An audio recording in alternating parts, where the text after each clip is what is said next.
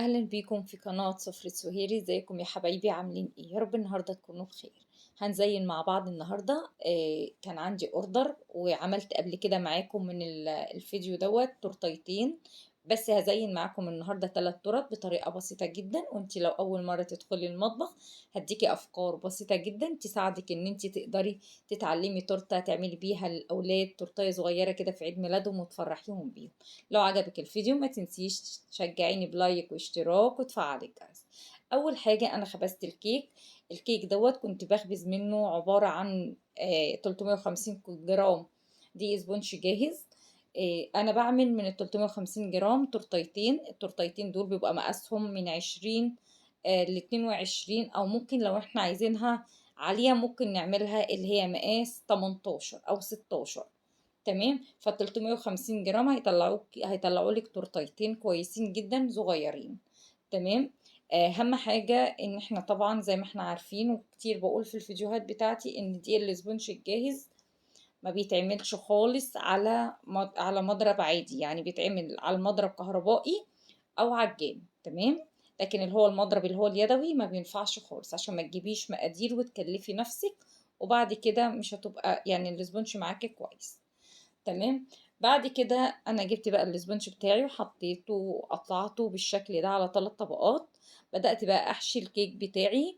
حطيت اول طبقة من الكيك كنت عاملاه نص فانيليا ونص شوكولاتة. حشيت اول طبقة بالشوكولاتة اللي هي كريمة شوكولاتة وطعمته بالجناش الشوكولاتة.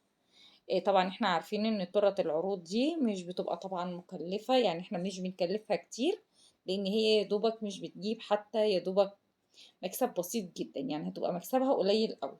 فاحنا طبعا التورت بتختلف. طبعا انت لو انت هتجيبي تورته مكلفاها حشوات طبعا سعرها مش هيبقى، يعني مش هيبقى زي حكاية التورت اللي هي بتبقى على العروض.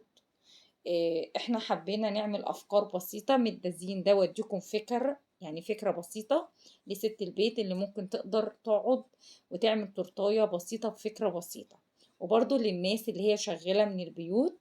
التورت دي احنا عارفين طبعا هي بتبقى اسعارها بتبقى بسيطة، فاحنا لازم يعني برضو هيبقى مكسبها قليل، فما بنقدرش ان احنا نكلفها تكلفة عالية. طبعا احنا التورت دهيت بنحب يعني يعني بنكلفها تكلفة بسيطة، بحيث لو اي حد محتاج تورتاية بسيطة وظروفه مش بتسمح. طبعا احنا عارفين الاسعار غالية جدا، فبتبقى سعر التورتة دي بسيط قوي، وبتبقى في نفس الوقت تورتاية حلوة جدا. وفي نفس الوقت برضو مش هتبقى غالية على العميل ولا هتبقى مكلفاني كتير، فانتي ممكن تعملي افكار كتير لو انتي بتشتغلي من طرق بسيطة زي كده هتطلعي عروض حلوة جدا. وفي نفس الوقت انتي هتبقي راضية على اللي انتي بتعمليه، وكمان هتبقي راضية ان انتي بسطتي ناس كتير ممكن تكون مش قادرة تشتري تورتية بسعر غالي. تمام. معلش انا اتكلمت معاكم كتير، ويعني حبيت اقول لكم ان احنا بقى حطينا الجناش. بدأنا نعمل روزيتات بالشكل دوت، وبين كل روزيتا والتانية انا كنت مقطعة شرايح من الفراولة، فبتدي شكل بسيط جدا وفي نفس الوقت يعني فكرة سهلة جدا ممكن اي حد يقدر يعملها. بصوا بعد كده بقى هجيب كيس احط فيه جناش شوكولاته، هعمل منه دريبات كده على التورتايه تدي شكل حلو معايا وبسيط قوي. والتورته يعني كانت سهله جدا ما فيهاش اي حاجه صعبه، ممكن انتي تقدري تطلعي منها فكره بسيطه قوي.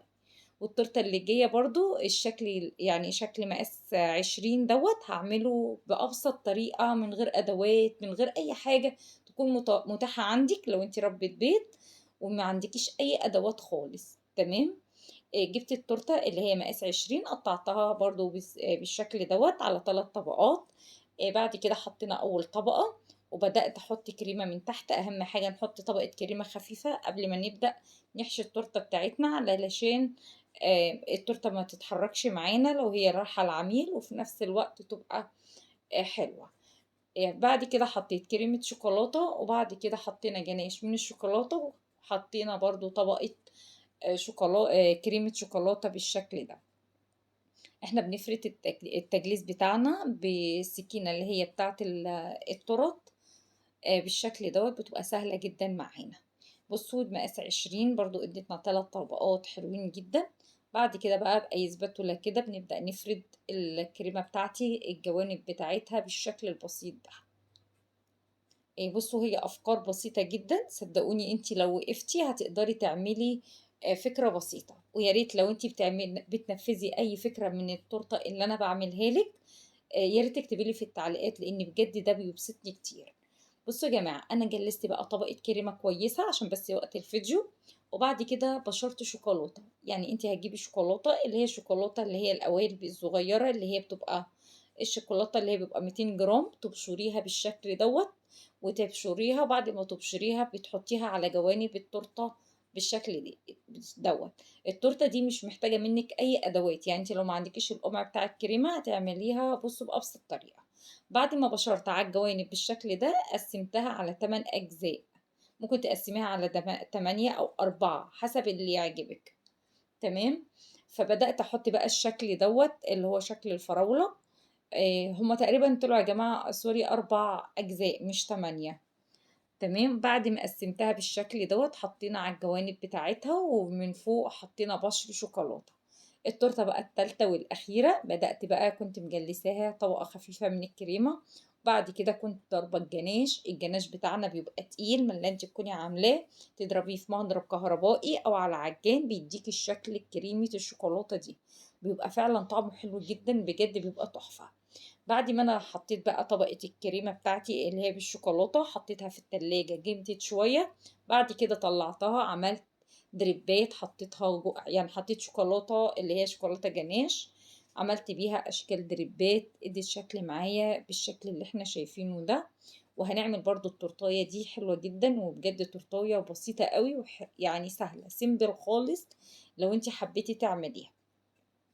بعد بقى ما احنا حطينا اللي هو حشوة الشوكولاتة وجلسناها، بدأت بقى حطينا اللي هي الدريبات، وحطينا من فوق الدريبات الوردات الصغيرة دي. وبعد كده بالقمع الصغير بدأت أقفل التورتة من تحت، تدي شكل حلو معايا للتورتة. لا يا ريت بقى لو وصلتي معايا لغاية كده في الفيديو ما تنسيش بقى اللايك بتاعك والتعليق الجميل اللي بتسيبهولي، بجد قد ايه بيفرحني. بعد كده بقى، بعد ما عملت بقى يعني قفلنا التورتايه بالكريمه بالشكل دوت، جبت بقى اللي هو الكريسبات، بدأت اعمل تزيين بسيط جدا من فوق التورته بالشكل ده. وهنرسم ورده صغيره جايه بفرع كده اهوت، زي فرع سلسله صغير، فادت شكل للتورته بجد مميز جدا. يا ريت بقى تكتبوا لي في التعليقات ان هي تورته عجبتكم، وان هي تورته افكارها كانت بسيطه وممكن تقدري انت تنفذيها كست بيت، وتقدري تعملي اي حاجه بسيطه. بعد كده حطيت بقى كريسبات بيضه بالشكل ده، ودي كانت تورته النهارده. ده كان بقى الفيديو بتاع النهارده، احنا زينا فيه 3 طرق بافكار بسيطه وسهله.